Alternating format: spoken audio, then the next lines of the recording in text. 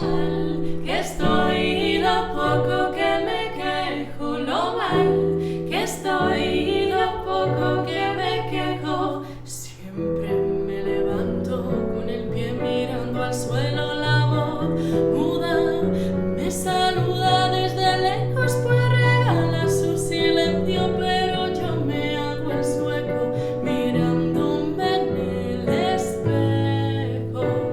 Y el espejo me devuelve su reflejo, sin el mío yo lo asumo y sigo, pero no me fío, me autodiagnostico sin un éxito mínimo, así que me deprimo. Lo mal que estoy y lo poco que me quejo, lo mal que estoy y lo poco que me quejo. Tengo el alma en cuarentena y roto el cuerpo, qué dolor, qué pena y qué tormenta.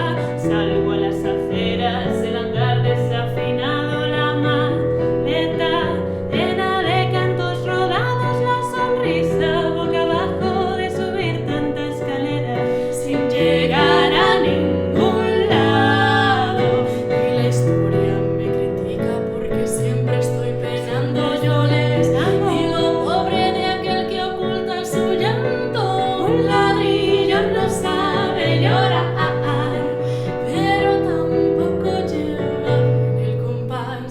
Lo mal que estoy y lo poco que me quejo, lo mal que estoy y lo poco que me quejo. Tengo el alma en cuarentena y roto el cuerpo, qué dolor, qué pena y qué tormenta, cómo me duele la vida entera. Y el médico me ha dicho que pongo en entredicho la verdad más verdadera, que llegué tarde al nicho y que a cada dolor nuevo le busqué un placebo. A mi burro